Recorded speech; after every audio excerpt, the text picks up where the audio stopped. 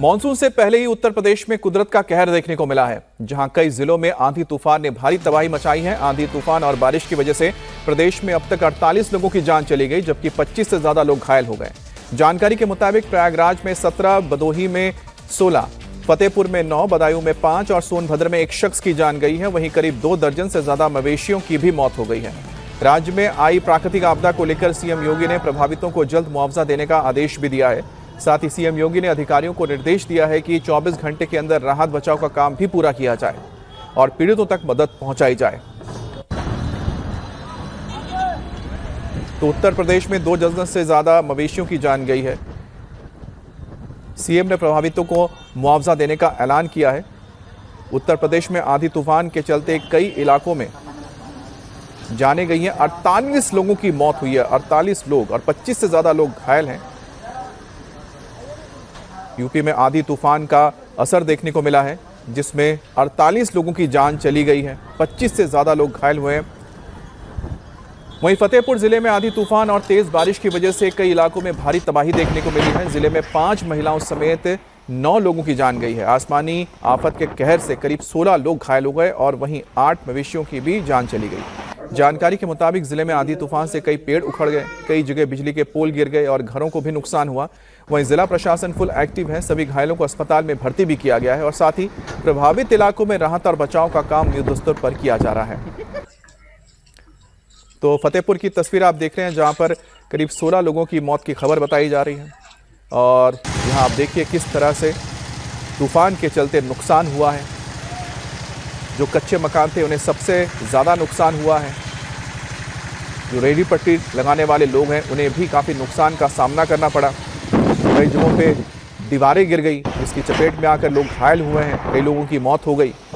तो फतेहपुर की तस्वीर देख रहे हैं, जहां पर तेज़ आंधी तूफान का असर देखने को मिला।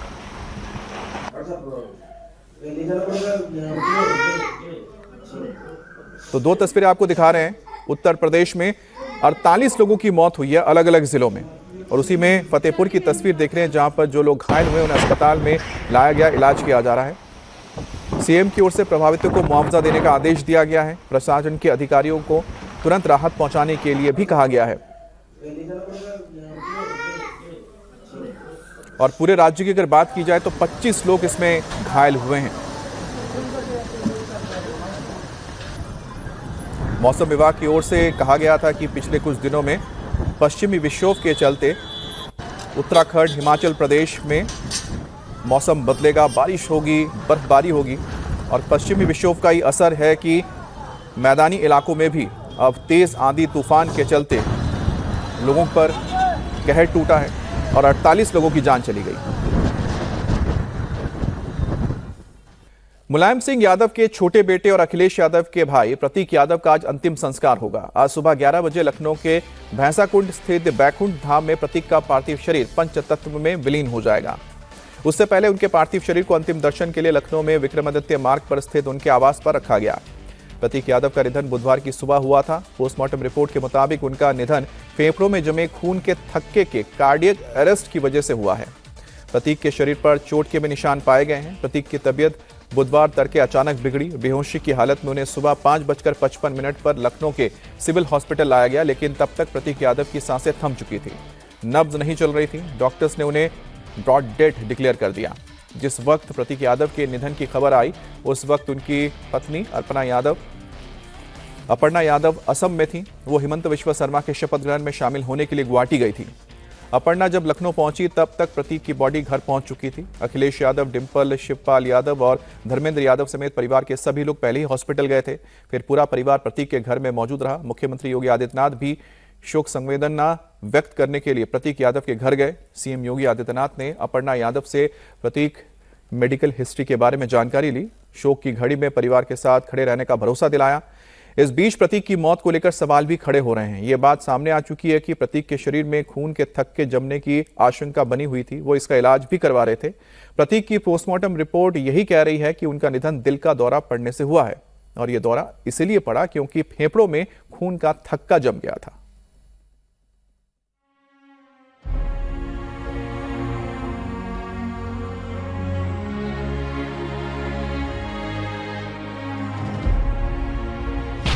प्रतीक के शरीर में खून का थक्का जानलेवा बन गया। ये जो कंडीशन होती है पल्मोनरी एम्बोलिज्म की अपने आप में ही ऐसी होती है जिसमें खतरा रहता है। तो सर ऑलरेडी ब्लड थिनर पे थे। फिटनेस के दीवाने प्रतीक की मौत अचानक कैसे हुई? ये सामान्य मौत नहीं है, ये संदिग्ध अवस्था में मौत हुई है और हो सकता है कि उनको पॉइजन दिया गया हो और उनके शरीर में चोट के बहुत अधिक निशान थे। प्रतीक के शरीर पर कैसे लगे चोट के निशान? मौत पर सवाल उठ रहे हैं। यहाँ परिवार में मातम पसरा है। 2 बच्चियां अपने पिता के पार्थिव शरीर को एकटक देख रही हैं। पत्नी अपर्णा कभी खुद को संभाल रही हैं तो कभी बेटियों को। परिवार के लोगों का हुजूम है। रिश्तेदार दिलासा दे रहे हैं, लेकिन कोई यकीन करने को तैयार नहीं कि जिंदा दिल प्रतीक एक झटके में उनके बीच से यूं चले जाएंगे। प्रतीक यादव को लखनऊ में सिविल अस्पताल के डॉक्टर्स ने सुबह 6 बजे ब्रॉड डेड डिक्लेयर कर दिया। सवाल है कि उससे पहले क्या हुआ? ऐसी कौन सी परिस्थितियां बनी कि फिटनेस के जुनूनी प्रतीक की 38 साल की उम्र में मौत हो गई? सबसे पहले प्रतीक यादव की पोस्टमार्टम रिपोर्ट पर नजर डालिए। ये postmortem king George medical university के 3 डॉक्टरों की टीम ने किया। पोस्टमार्टम रिपोर्ट में लिखा है कि मृत्यु का मुख्य कारण फेफड़े में खून का बड़ा धक्का फंस जाने से हृदय और श्वसन प्रणाली अचानक फेल हो गई। सरल भाषा में समझिए, खून का थक्का फंस जाने से कार्डियक अरेस्ट आ गया। पोस्टमार्टम रिपोर्ट में प्रतीक के शरीर में कुल 6 चोटों के निशान का जिक्र है। छाती पर चोट, दाहिने हाथ, कोहनी और कलाई पर चोटें। चोटों में गहरी सूजन, नीला पड़ना और त्वचा के नीचे खून का जमना पाया गया है। रिपोर्ट के मुताबिक 3 चोटें 5 से 7 दिन पुरानी हैं, जबकि 3 चोटों के निशान करीब 24 घंटे पुराने हैं। हालांकि खून के थक्कों को आगे की जांच के लिए सुरक्षित रखा गया है। केमिकल एनालिसिस के लिए बिसरा सैंपल भी सुरक्षित रखा गया है। रिपोर्ट फिलहाल ये कहती है कि प्रतीक की मौत फेफड़ों के खून में बड़े थक्के के कारण हुई और शरीर पर पहले से लगी कई चोटें भी मौजूद थीं। अभी फॉरेंसिक और केमिकल जांच की अंतिम रिपोर्ट आना बाकी है। प्रतीक काफी समय से बीमार चल रहे थे। शरीर में खून के थक्के बनने की आशंका बनी हुई थी। उनका इलाज कर रही डॉक्टर रुचिता शर्मा इसकी पुष्टि कर रही हैं। वो हमारे पुराने पेशेंट थे। मैं उनको पहले से ब्लड प्रेशर, हाइपरटेंशन और डीवीटी के लिए देखती थी। अभी कुछ दिन पहले उनका यहाँ पे एडमिशन हुआ था, जिसमें उनको पल्मोनरी एम्बोलिज्म हो गया था। इसमें ब्लड का क्लॉट जो है धमनियों में जाके जमा हो जाता है लंग्स की। उसकी वजह से उनके हार्ट पे असर आया था। तो कुछ दिन पहले यहाँ पे सांस फूलने की संबंधी प्रॉब्लम से आए थे और पल्मोनरी एम्बोलिज्म उनका डायग्नोसिस हुआ। ये जो कंडीशन होती है पल्मोनरी एम्बोलिज्म की अपने आप में ही ऐसी होती है जिसमें खतरा रहता है। तो सर ऑलरेडी ब्लड थिनर पे थे और उनको पता था कि उनको ये प्रॉब्लम है और बीपी की दवाइयाँ रेगुलर लेते थे। बहुत ही अच्छे पेशेंट थे और समय समय पे मेडिसिन भी करते थे। लेकिन अभी क्या हुआ इसके बारे में तो नहीं कह सकते, लेकिन डिफिकल्ट था उस समय ये बात समझ। प्रतीक बीमार थे लेकिन दवाइयां टाइम पर ले रहे थे। अपनी बीमारी को लेकर अलर्ट थे। फिर आखिरी 24 घंटे में आखिर ऐसा क्या हुआ कि स्थिति इतनी बिगड़ गई? अभी तक जो जानकारी सामने आई है उसके मुताबिक रात में प्रतीक यादव अपने कमरे में थे। उनके हाथ से पानी का ग्लास छूट गया, जिसकी आवाज सुनकर अटेंडेंट आया। प्रतीक यादव ने रात करीब 3 बजे अपने एक हेल्पर से पैर में तेल की मालिश करवाई। इसके बाद प्रतीक अपने कमरे में ही थे। रात करीब 4 बजे किचन में अचानक बेहोश मिले, जिसके बाद डॉक्टर को घर पर बुलाया गया। सुबह 5:30 बजे सिविल अस्पताल के कार्यवाहक निदेशक के पास उनके घर से फोन आया था, जिसके बाद डॉक्टर प्रिंस टीम के साथ चेकअप के लिए गए। तब प्रतीक के शरीर में कोई हरकत नहीं थी। सुबह 5:55 पर प्रतीक यादव को अस्पताल ले जाया गया। 6 बजे तक जांच के बाद डॉक्टरों ने मृत घोषित कर दिया। मृत अवस्था में 5:55 पे सवेरे ले आए गए। पुलिस को सूचना दी गई। पुलिस आई। पुलिस ने बॉडी को लेके उसका पंचनामा करवा के पोस्टमार्टम के लिए भेज दिया।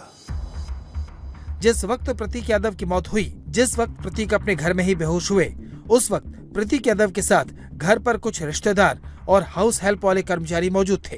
अपर्णा यादव के भाई ही प्रतीक को अस्पताल में एडमिट करवाने के लिए ले गए थे।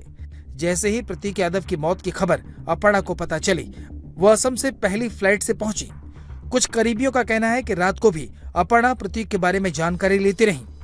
प्रतीक जिंदा दिल इंसान थे, जिम करते थे, प्लेन उड़ाते थे। घर परिवार का ऐसा कोई प्रोग्राम नहीं होता था जहां प्रतीक सपरिवार मौजूद न रहते हों। लेकिन उतार चढ़ाव उनके जीवन में भी थे, परेशानियां वो भी झेल रहे थे और इसे उन्होंने अपने बड़े भाई अखिलेश यादव से भी साझा किया था। स्वाभाविक है कि जो कानूनी और जो कानून कहता है और जो परिवार के लोग कहेंगे उस हिसाब से हम लोग मानेंगे बात को। अखिलेश जी, आखिरी टाइम आपकी बात कब हुई थी? ये तारीख तो नहीं बता सकता हूं मैं, लेकिन कुछ दिन पहले मेरी मुलाकात हुई थी, लगभग 2 महीने पहले। उस समय भी मैंने यही कहा था कि अपने स्वास्थ्य का ध्यान रखिए और अपने कारोबार को आगे बढ़ाइए। कभी कभी फाइनेंशियल या कुछ जो कारोबार में जो नुकसान होता है उससे कई बार लोग बहुत दुखी हो जाते हैं, वो हमारे बीच नहीं है। जो कानूनी रास्ता है वो हम लोग अपनाएंगे। पोस्टमार्टम रिपोर्ट में प्रतीक के शरीर में कोई फाउल प्ले सामने नहीं आया है, लेकिन समाजवादी पार्टी को उनकी मौत में साजिश नजर आ रही है, इसलिए पार्टी के नेता जांच की मांग कर रहे हैं। मैंने मालूम किया कि उनकी मौत हो गई है, तो पोस्टमार्टम क्यों हो रहा है? डॉक्टरों ने कहा ये सामान्य मौत नहीं है, ये संदिग्ध अवस्था में मौत हुई है और हो सकता है कि उनको पॉइजन दिया गया हो और उनके शरीर में चोट के बहुत अधिक निशान थे और उसके बाद उनका पोस्टमार्टम हुआ। पोस्टमार्टम 9 बजे पूरा हो गया और पोस्टमार्टम के 5 घंटे बाद तक उनकी बॉडी यहाँ नहीं लाई गई और वो मॉर्चरी में ही उनको रखा गया। पोस्टमार्टम के बाद भी ये सब उधर पोस्टमार्टम हो रहा था, इधर पुलिस घर में घुस करके उनका लैपटॉप और मोबाइल फ़ोन उठा करके ले गई। तो ये सब कारण हैं। हम लोग ये बात मांग कर रहे हैं कि उनके मौत के कारणों की जांच कराई जाए। प्रतीक यादव के चले जाने से परिवार गमगीन है। रिश्तेदार और दोस्त हैरान हैं कि आखिर इतना जिंदा दिल इंसान, अपनी सेहत की इतनी फिक्र करने वाला इंसान कैसे काल के गाल में समा सकता है। साथ ही कई सवाल भी हैं जिनका जवाब विस्तार रिपोर्ट और पुलिस की जांच के बाद सामने आएगा। और पीएम मोदी की ईंधन बचाने की अपील के बाद खुद प्रधानमंत्री इस मुहिम में जुट गए हैं। पीएम मोदी ने अपने काफिले से कई गाड़ियों को हटा दिया है, इसके साथ ही केंद्रीय मंत्रियों ने भी अपने काफिले को छोटा कर दिया है। वहीं पीएम मोदी की अपील के बाद बीजेपी शासित राज्यों के मुख्यमंत्री भी एक्शन मोड में आए हैं। राज्यों में सीएम, मंत्री और ऑफिसर्स की गाड़ियों के काफिले को आधा कर दिया गया है। इसी के साथ मंत्रियों, अफसरों के विदेश दौरे पर भी रोक लगा दी गई है। साथ ही अफसरों को सभी मीटिंग वर्चुअल करने का आदेश दिया गया है। सरकार की कोशिश है कि ज्यादा से ज्यादा लोग पब्लिक ट्रांसपोर्ट का इस्तेमाल करें, जिससे ईंधन की बचत हो।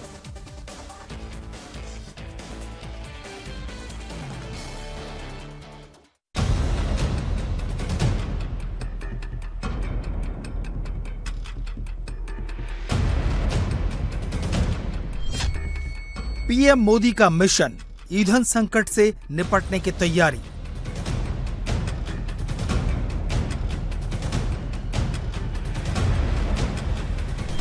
तेल संकट के बीच आत्मनिर्भरता का मास्टर स्ट्रोक।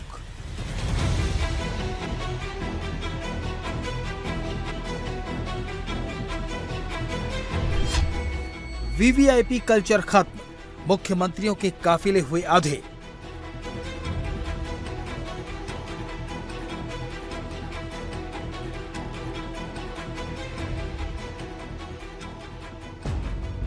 मिडिल ईस्ट तनाव के बाद पैदा हुए ईंधन संकट के बीच प्रधानमंत्री नरेंद्र मोदी ने देशवासियों से पेट्रोल डीजल का इस्तेमाल कम करने की अपील की और अब प्रधानमंत्री ने खुद इस पर अमल करना भी शुरू कर दिया है। प्रधानमंत्री के काफिले में शामिल गाड़ियों की संख्या बिल्कुल कम कर दी गई है। बुधवार को पीएम जब दिल्ली की सड़क पर निकले तो उनके साथ सिर्फ 2 गाड़ियों का काफिला था। आगे वाली गाड़ी में वो खुद थे, वहीं पीछे एक एसपीजी की गाड़ी चल रही थी। हालांकि एसपीजी प्रोटोकॉल के तहत सभी अनिवार्य सुरक्षा उपायों को पूरी तरह बरकरार रखा गया है। इससे पहले तक प्रधानमंत्री के काफिले में कम से कम 12 से 15 गाड़ियां होती थीं, लेकिन अब प्रधानमंत्री के काफिले की ज्यादातर गाड़ियां हटा दी गई हैं। आमतौर पर पीएम मोदी के सुरक्षा काफिले में कितनी कार होंगी, किस फॉर्मेशन में चलेंगी, ये एसपीजी प्रोटोकॉल के तहत तय होता है और गृह मंत्रालय की गाइडलाइंस के तहत पूरा काफिला रहता है। प्रधानमंत्री के काफिले में आमतौर पर एक गाड़ी प्रधानमंत्री के लिए होती है, एक हूबहू डिकॉय व्हीकल होता है, यानी कि प्रधानमंत्री की गाड़ी जैसी ही दूसरी कार।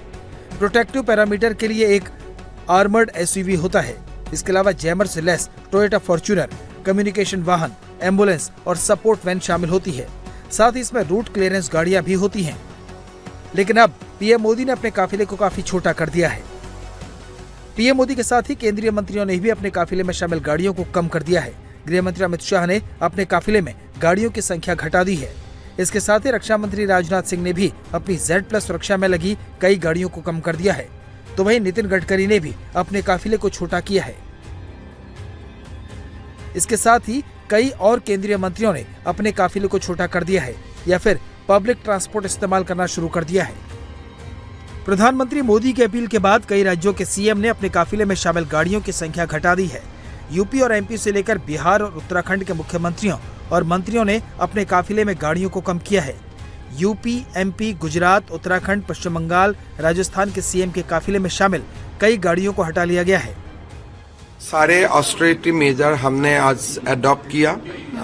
गवर्नर, चीफ मिनिस्टर का कॉन्वॉय साइज डाउन साइज होगा। नया व्हीकल हम अगले 6 महीना नहीं खरीदूंगा। स्क्रैपिंग को हम लोग एनकरेज करूंगा। कोई भी विदेशी सामान हम अगले 6 महीना तक नहीं खरीदूंगा सरकार का ओर से।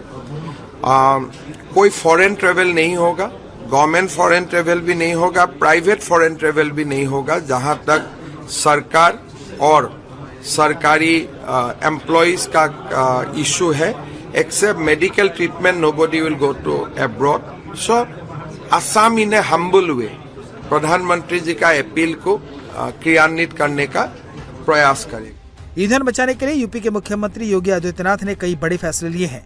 बुधवार को ही कैबिनेट बैठक में 7 बड़े फैसले लिए गए। मुख्यमंत्रियों, मंत्रियों, विधायकों और अफसरों का काफिला 50% तक घटेगा। हफ्ते में एक दिन इन्हें पब्लिक ट्रांसपोर्ट या बस, मेट्रो से चलना होगा। सभी सरकारी बैठकें, सेमिनार, कॉन्फ्रेंस, वर्कशॉप वर्चुअल होगी। राज्य सचिवालय की 50% बैठकें वर्चुअल होंगी। बड़ी कंपनियों में हफ्ते में 2 दिन वर्क फ्रॉम होम होगा। हफ्ते में एक दिन नो व्हीकल डे मनाया जाएगा। पेट्रोल, डीजल और बिजली बचाने पर जोर दिया जाएगा। पीएम मोदी की अपील के बाद महाराष्ट्र सरकार एक्शन मोड में है। बुधवार को सीएम देवेंद्र फडणवीस ने 2 हाई लेवल मीटिंग की, जिसके बाद सरकार ने फैसला किया कि मुख्यमंत्री समेत सभी मंत्रियों के काफिले में गाड़ियों की संख्या आधी होगी। सभी मंत्रियों के विदेश दौरे रद्द होंगे। हेलीकॉप्टर और विशेष विमान के इस्तेमाल पर रोक रहेगी। मंत्री सार्वजनिक परिवहन का इस्तेमाल करेंगे। अफसरों को सरकारी काम के लिए पब्लिक ट्रांसपोर्ट का इस्तेमाल करना होगा। महाराष्ट्र सरकार ने, चाहे वो हमारे सिक्योरिटी का मामला हो, जो सिक्योरिटी के कॉन्वॉय होते हैं, जो विदेश यात्रा के मामले हो, या अलग अलग प्रकार से जहां पर देश का जो फॉरेन एक्सचेंज है, वो जिन चीजों में खर्चा होता है, उन चीजों का कम से कम इस्तेमाल कैसा हो, इस प्रकार का प्रयास हम लोग कर रहे हैं। इसके बारे में एक बैठक भी मैंने बुलाई है और निश्चित रूप से प्रधानमंत्री जी ने जो संदेश देश के लिए दिया है, उस दृष्टि से महाराष्ट्र भी काम करेगा। आपल्याला खरं म्हणजे मला सीएम फडणवीस ने आज दोपहर 12 बजे भी कैबिनेट की बैठक बुलाई है। इस बैठक में सरकार कई और बड़े फैसले ले सकती है। सूत्रों की माने तो सरकार प्राइवेट सेक्टर में work from home, car pooling और पब्लिक ट्रांसपोर्ट को बढ़ावा देने के उपाय कर सकती है। ईंधन बचाने की पीएम मोदी की मुहिम में एनडीए नेताओं का भी साथ मिल रहा है। महाराष्ट्र के डिप्टी सीएम एकनाथ शिंदे ने ईवी कार का इस्तेमाल शुरू कर दिया है। वहीं बिहार के सीएम सम्राट चौधरी ने भी इलेक्ट्रिक कार का इस्तेमाल शुरू किया है। इसके साथ ही इलेक्ट्रिक व्हीकल को बढ़ावा देने के लिए बिहार सरकार ने नई ईवी पॉलिसी को मंजूरी दी है। बिहार में इलेक्ट्रिक कार खरीदने पर 1 लाख रुपए की सब्सिडी मिलेगी, जबकि इलेक्ट्रिक स्कूटर या बाइक खरीदने पर 12,000 रुपए तक की सब्सिडी मिलेगी। इसी तरह इलेक्ट्रिक ऑटो खरीदने पर 60,000 रुपए तक का इंसेंटिव दिया जाएगा। प्रधानमंत्री की अपील का असर एयरलाइन कंपनियों पर भी दिखने लगा है। Air India Delhi Chicago, Mumbai New York, Delhi Shanghai, Chennai Singapore route पर अपनी सेवाएं टेम्परेरी सस्पेंड करने की तैयारी कर रही है। बड़ी खबर महाराष्ट्र के पुणे से है, जहां के हड़पसर में एक अस्पताल के पास बम मिलने से हड़कंप मच गया। बम को डिस्पोजल टीम ने एक सुनसान जगह ले जाकर डिफ्यूज कर दिया। इससे पहले कल रात करीब 8 बजे अस्पताल के पास बम मिलने से अफरा तफरी मच गई। सूचना मिलते ही पुलिस प्रशासन और सुरक्षा एजेंसियां तुरंत हरकत में आई। सुरक्षा के मद्देनजर पुलिस ने तुरंत पूरे इलाके को कॉर्डन ऑफ कर दिया। अस्पताल के आसपास की आवाजाही रोक दी गई ताकि किसी भी संभावित खतरे से बचा जा सके। घटना की गंभीरता को देखते हुए डॉग स्क्वाड और bomb detection and disposable squad भी मौके पर बुलाया गया। बॉम्ब डिस्पोजल टीम ने बेहद सावधानी से बम को डिफ्यूज कर दिया, जिससे अस्पताल के बाहर यह बड़ा हादसा टल गया। पुणे शहर पुलिस के साथ साथ क्राइम ब्रांच और एटीएस मामले की अब जांच कर रही है। तो ये तस्वीर देख रहे हैं, पुणे के अस्पताल के बाहर ये बॉम्ब मिलने के बाद हड़कंप मच गया था। जैसे ही लोगों को इस बारे में जानकारी मिली, पुलिस को सूचना दी गई। बॉम्ब स्क्वाड मौके पर पहुंचा। उसके बाद इसकी छानबीन की गई और इस बॉम्ब को सुरक्षित सुनसान जगह ले जाकर डिफ्यूज कर दिया गया। कर्नाटक सरकार ने स्कूल और कॉलेज में हिजाब पहनने वाले बैन पर 2022 के फैसले को वापस ले लिया है। नए आदेश के तहत स्टूडेंट्स को हिजाब के अलावा कलावा, रुद्राक्ष और जनेऊ की भी अनुमति दी गई है, लेकिन यह स्कूल के अनुशासन और नियमों के तहत हो।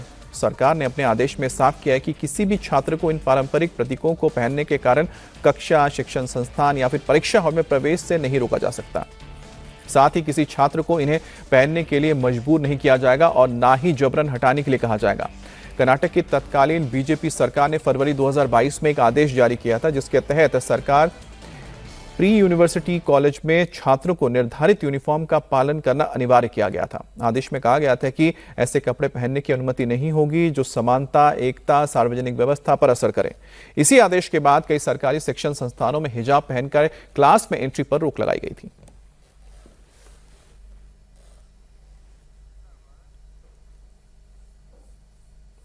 अब भोपाल की लाइफलाइन कही जाने वाली मेट्रो रेल परियोजना अब एक बड़े धार्मिक और कानूनी विवाद की जद में है। कब्रिस्तान के नीचे मेट्रो लाइन डालने को लेकर जारी विवाद पर आज वक्फ ट्रिब्यूनल में सुनवाई होगी। इस मुद्दे पर वक्फ बोर्ड और औकाफ-ए-शाही के वकील बहस करेंगे। वहीं ऑल इंडिया मुस्लिम त्यौहार कमेटी ट्रिब्यूनल के बाहर प्रोटेस्ट करेंगे। ऐतिहासिक शाही कब्रिस्तान बड़ा बाग, जहां से प्रस्तावित अंडरग्राउंड मेट्रो रूट को लेकर मुस्लिम समाज और वक्फ संस्थानों ने मोर्चा खोल दिया है। उनका तर्क है कि हजारों कब्रों के नीचे से मेट्रो का गुजरना धार्मिक भावनाओं और पूर्वजों की गरिमा के साथ खिलवाड़ है। भोपाल मेट्रो यातायात सुधार की दिशा में बड़ा कदम है, जिसके ट्रायल और निर्माण कार्य जारी है, लेकिन कब्रिस्तान के नीचे से मेट्रो चलने के विवाद में विकास बनाम आस्था की नई बहस छिड़ गई है। देखिए, मेट्रो का जहां तक सवाल है, भोपाल में मेट्रो आ रही है। सभी समाज, सभी जाति, सभी वर्ग के लोग उसका स्वागत करते हैं। मध्य प्रदेश वक्फ बोर्ड भी उसका स्वागत करता है। शहर का विकास यशस्वी मुख्यमंत्री डॉक्टर मोहन यादव जी के नेतृत्व में तेज बढ़ता हुआ मध्य प्रदेश, तेज बढ़ता हुआ भोपाल, किसको अच्छा नहीं लगेगा? सभी हम अभिनंदन करते हैं।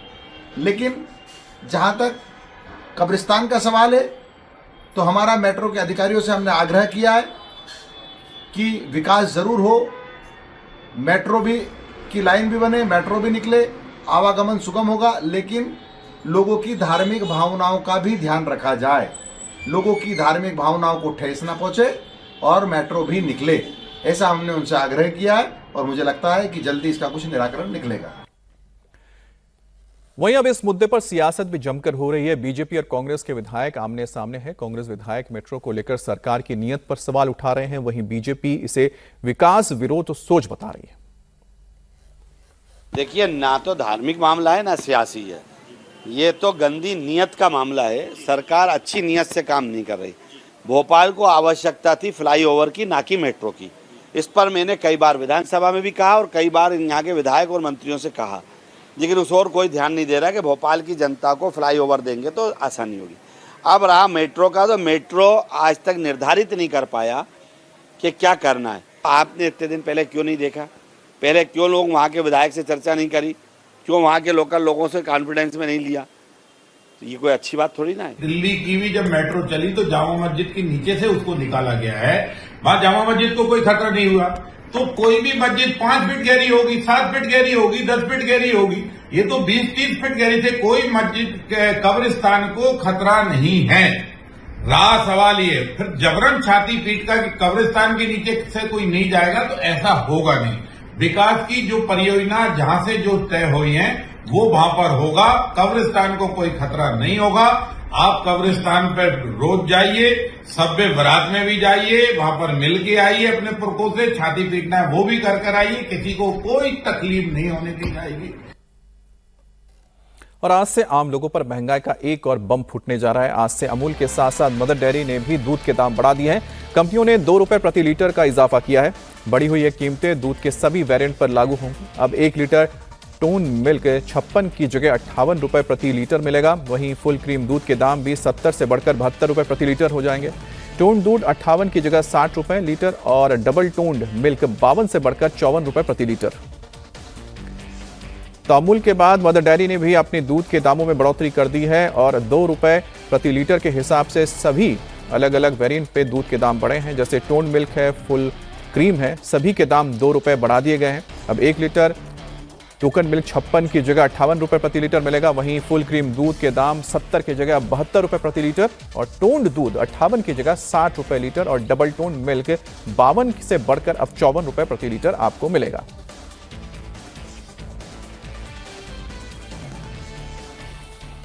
आरजेडी विधायक और पूर्व सांसद शहाबुद्दीन के बेटे ओसामा साहब की मुश्किलें बढ़ती जा रही हैं। ओसामा साहब गिरफ्तारी को लेकर सिवान पुलिस ने पटना में एमएलए फ्लैट में छापेमारी की है। ये छापेमारी जमीन विवाद से संबंधित एक एफआईआर के सिलसिले में की गई है। छापेमारी के दौरान ओसामा अपने सरकारी आवास पर मौजूद नहीं था। फ्लैट में मौजूद विधायक के लोगों ने पुलिस को बताया कि ओसामा को हाईकोर्ट से राहत मिल गई है। कोर्ट ने उन पर विधायक पर कार्रवाई करने पर रोक लगा दी है। इस जानकारी के बाद पुलिस लौट गई। कोर्ट ने इस मामले में केस डायरी की मांग की है। जस्टिस अजीत कुमार की सिंगल बेंच ने इस मामले में सुनवाई की है। केस डायरी आने के बाद अब इस मामले में आगे की सुनवाई होगी। सिवान पुलिस थी और कोतवाली साथ में थी। उनको पता नहीं था कि अभी रोक लग गया है। फिर आया, लोग पूछ के चला गया। वो जमीन से जुड़ा हुआ संबंध मामला है, उसी में उन पर एफआईआर हुआ था और एक्चुअली जमीनी मैटर था और उसको क्रिमिनल की तरफ ले जाया गया था। कोर्ट से गिरफ्तारी पर रोक लगा है। कब स्टे लगा था कोर्ट से? आज ही लगा है। 4:15 में रोक लगा और पुलिस 4:35 में पहुंची है। बेरंग लौट गई सिवान। हाँ, तुरंत। देश में ईंधन बचाने की मुहिम शुरू करने के बाद अब पीएम इस समस्या का समाधान खोजने की तरफ कदम उठा रहे हैं। पीएम मोदी कल 15 मई से 5 देशों के दौरे पर जा रहे हैं। पीएम मोदी के दौरे की शुरुआत होगी यूएई से। इसके बाद पीएम नीदरलैंड, स्वीडन, नॉर्वे और इटली जाएंगे। पीएम की इस यात्रा का फोकस एनर्जी है। पीएम मोदी के यूएई दौरे पर दोनों देशों के बीच बड़ी डील हो सकती है। पीएम मोदी यूएई में राष्ट्रपति शेख मोहम्मद बिन जायद अल नाहन से मुलाकात करेंगे और इस दौरान लिक्विफाइड पेट्रोलियम गैस यानी एलपीजी और रणनीतिक पेट्रोलियम भंडार से जुड़ी 2 अहम समझौतों पर हस्ताक्षर हो सकते हैं। यूएई ने तेल उत्पादक देशों के समूह ओपेक से बाहर निकलने का फैसला किया है। ऐसे में दोनों देशों की साझेदारी अहम हो सकती है। विदेश मंत्रालय की ओर से जारी बयान के मुताबिक दोनों नेता द्विपक्षीय मुद्दों पर चर्चा करेंगे, जिसमें खास तौर पर ऊर्जा सहयोग की दुनिया में हालात पर बात होगी। ईरान जंग की वजह से सप्लाई चेन प्रभावित हुई है। ऐसे में भारत अपनी तेल और गैस की जरूरतों के लिए यूएई के साथ लिक्विफाइड पेट्रोलियम गैस, एलपीजी, रणनीतिक पेट्रोलियम भंडार को लेकर 2 बड़े समझौते पर मुहर लग सकता है। During the visit, both the leaders will discuss avenues to further deepen our bilateral ties in areas including trade, investment, energy, technology, culture, and of course, people-to-people connect. As our MEA spokesperson said yesterday in his press briefing, discussions will be held on strengthening our bilateral cooperations. Discussions will also focus on strengthening our energy security. I repeat, energy security, which is an important aspect of our relationship. PM Modi की ईंधन बचाने की appeal के बाद खुद प्रधानमंत्री भी इस मुहिम में जुटे हैं। पीएम मोदी ने अपने काफिले से कई गाड़ियों को हटा दिया और इसके साथ ही केंद्रीय मंत्रियों ने भी अपने काफिले को छोटा कर दिया है। तो वहीं पीएम मोदी की अपील के बाद बीजेपी शासित राज्यों के मुख्यमंत्री भी एक्शन मोड में आ गए हैं। राज्यों में सीएम, मंत्री और ऑफिसर्स की गाड़ियों के काफिले को आधा कर दिया गया है। इसी के साथ मंत्रियों, अफसरों के विदेश दौरे पर रोक लगा दी गई है और साथ ही हफ्ते में 1 दिन इन्हें पब्लिक ट्रांसपोर्ट या फिर बस, मेट्रो से चलना होगा। सभी सरकारी बैठकें, सेमिनार, कॉन्फ्रेंस, वर्कशॉप वर्चुअल होंगे। राज्य सचिवालय की भी 50% बैठकें वर्चुअल की जाएंगी।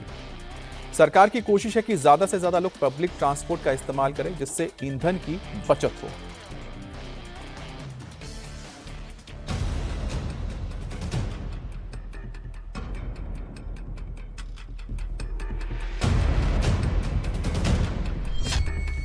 पीएम मोदी का मिशन ईंधन संकट से निपटने की तैयारी।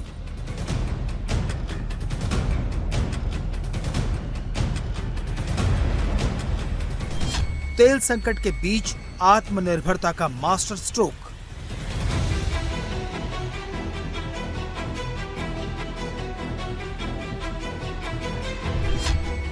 वीवीआईपी कल्चर खत्म, मुख्यमंत्रियों के काफिले हुए आधे।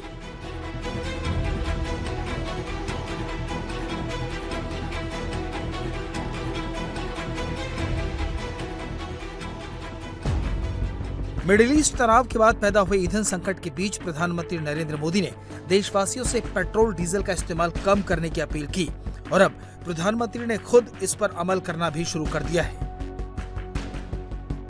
प्रधानमंत्री के काफिले में शामिल गाड़ियों की संख्या बिल्कुल कम कर दी गई है।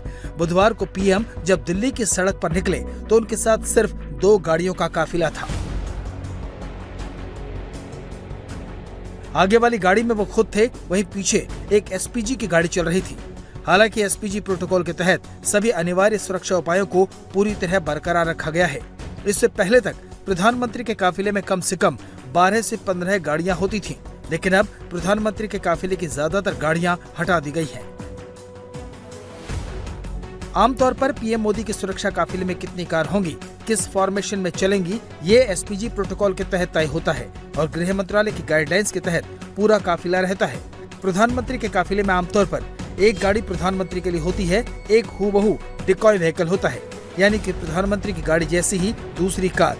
प्रोटेक्टिव पैरामीटर के लिए एक आर्मर्ड एसयूवी होता है। इसके अलावा जैमर से लेस टोयोटा फॉर्च्यूनर, कम्युनिकेशन वाहन, एम्बुलेंस और सपोर्ट वैन शामिल होती है। साथ ही इसमें रूट क्लियरेंस गाड़ियां भी होती हैं। लेकिन अब पीएम मोदी ने अपने काफिले को काफी छोटा कर दिया है। पीएम मोदी के साथ ही केंद्रीय मंत्रियों ने भी अपने काफिले में शामिल गाड़ियों को कम कर दिया है। गृह मंत्री अमित शाह ने अपने काफिले में गाड़ियों की संख्या घटा दी है। इसके साथ ही रक्षा मंत्री राजनाथ सिंह ने भी अपनी Z+ सुरक्षा में लगी कई गाड़ियों को कम कर दिया है। तो वहीं नितिन गडकरी ने भी अपने काफिले को छोटा किया है। इसके साथ ही कई और केंद्रीय मंत्रियों ने अपने काफिले को छोटा कर दिया है या फिर पब्लिक ट्रांसपोर्ट इस्तेमाल करना शुरू कर दिया है। प्रधानमंत्री मोदी की अपील के बाद कई राज्यों के सीएम ने अपने काफिले में शामिल गाड़ियों की संख्या घटा दी है। यूपी और एमपी से लेकर बिहार और उत्तराखंड के मुख्यमंत्रियों और मंत्रियों ने अपने काफिले में गाड़ियों को कम किया है। यूपी, एमपी, गुजरात, उत्तराखंड, पश्चिम बंगाल, राजस्थान के सीएम के काफिले में शामिल कई गाड़ियों को हटा लिया गया है। सारे ऑस्टेरिटी मेजर हमने आज अडॉप्ट किया। गवर्नर, चीफ मिनिस्टर का कॉन्वॉय साइज डाउन साइज होगा। नया व्हीकल हम अगले 6 महीना नहीं खरीदूंगा। स्क्रैपिंग को हम लोग एनकरेज करूंगा। कोई भी विदेशी सामान हम अगले 6 महीना तक नहीं खरीदूंगा सरकार का ओर से।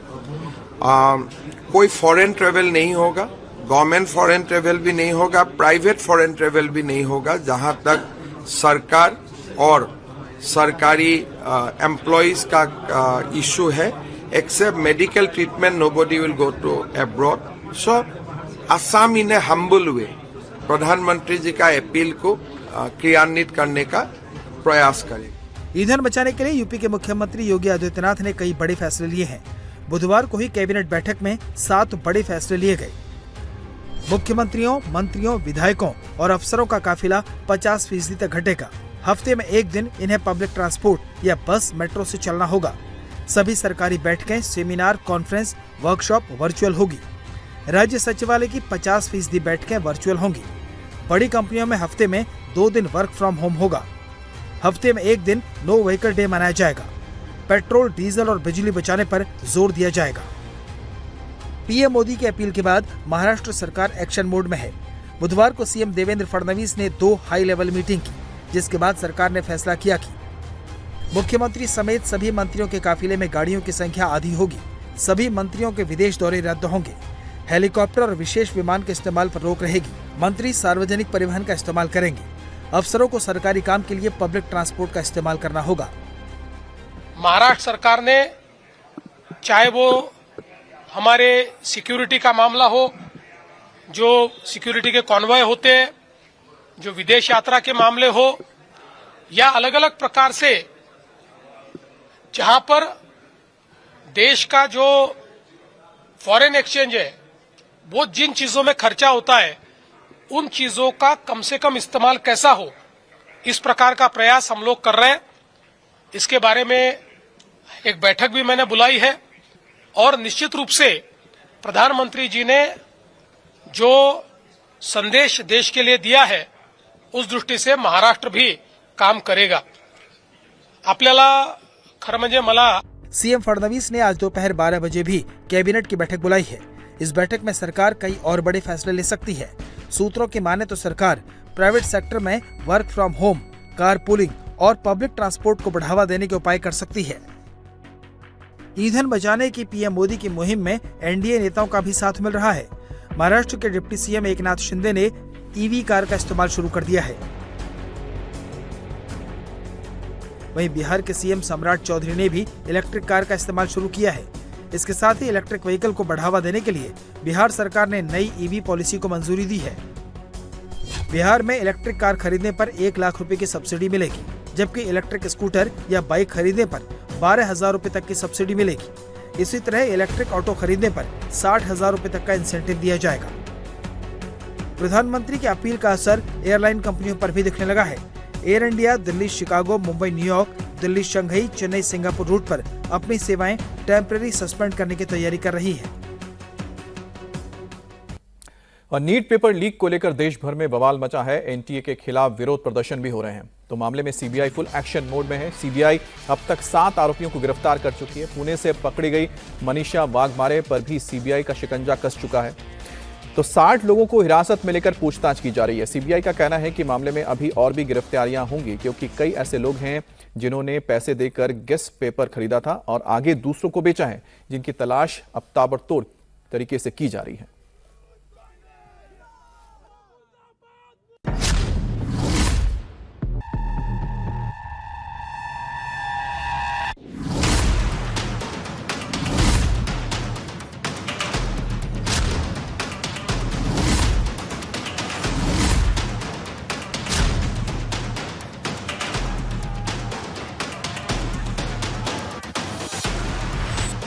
नीट का पेपर लीक होने के मामले में सीबीआई का ताबड़तोड़ एक्शन जारी है. लाखों बच्चों के भविष्य से खिलवाड़ करने वाले एक एक आरोपी को ढूंढा जा रहा है. हर छोटे बड़े लिंक को जोड़ा जा रहा है और टीमें हर पहलू की बारीकी से जांच कर रही हैं. मामले में सीबीआई ने अब तक 6 लोगों को गिरफ्तार किया है. इनमें सबसे बड़ा नाम नासिक का शुभम खेरनार है. जयपुर के 2 सगे भाई दिनेश बिवाल और मांगीलाल, दिनेश बिवाल का बेटा विकास बिवाल, अहिल्याबाई नगर से धनंजय लोखंडे और गुरुग्राम से मेडिकल स्टूडेंट यश यादव शामिल हैं. इन सब का नीट पेपर लीक में बड़ा रोल है और अब सीबीआई पुणे की मनीषा वाघमारे पर भी शिकंजा कस चुकी है. इसके अलावा सीबीआई 60 से ज्यादा लोगों को हिरासत में लेकर पूछताछ कर रही है. सीबीआई ने जिन आरोपियों को नीट पेपर लीक मामले में गिरफ्तार किया है, इनके रोल भी सामने आए हैं. जानकारी के मुताबिक नासिक के शुभम को पुणे से गेस्ट पेपर मिला था. आशंका है कि उसे ये गेस्ट पेपर धनंजय लोखंडे ने दिया था, जिसके बाद शुभम ने गुरुग्राम के यश यादव को गेस्ट पेपर दिया.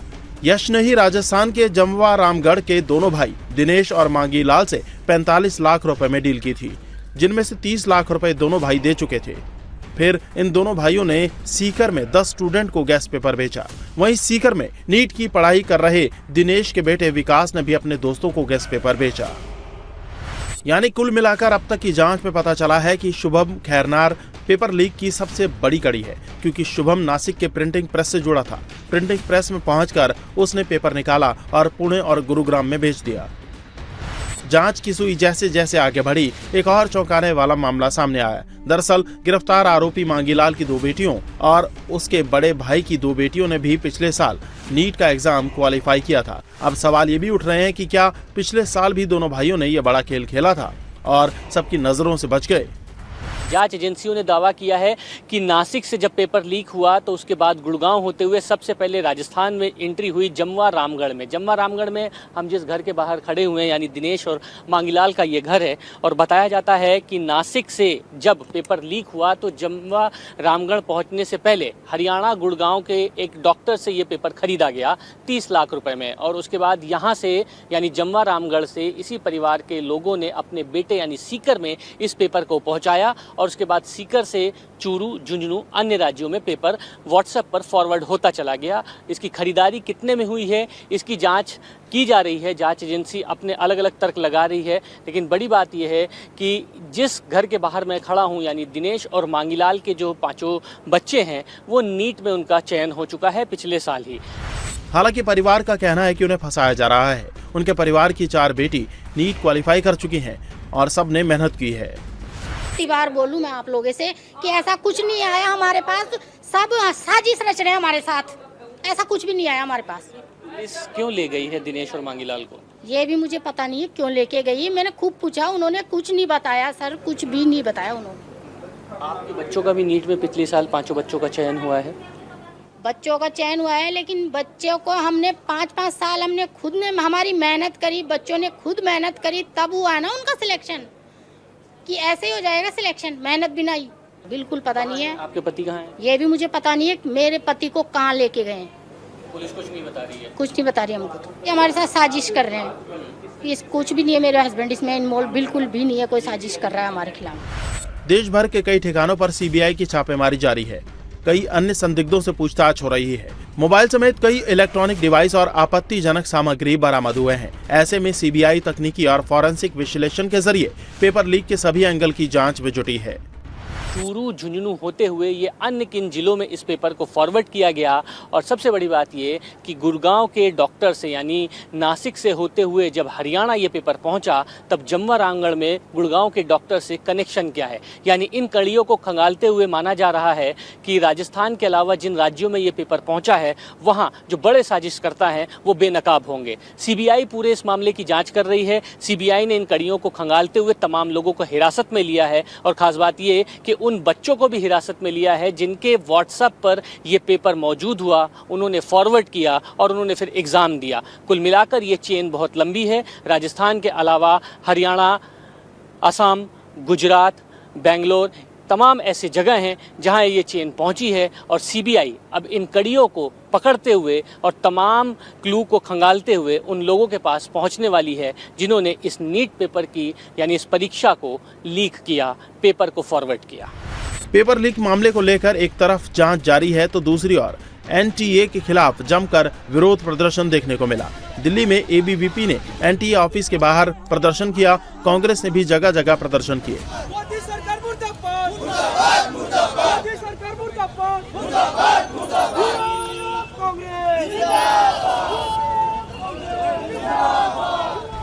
इस बीच अरविंद केजरीवाल ने सीधे सरकार पर आरोप लगाए। उन्होंने कहा कि नेताओं की मिलीभगत से ही पेपर लीक हो रहे हैं।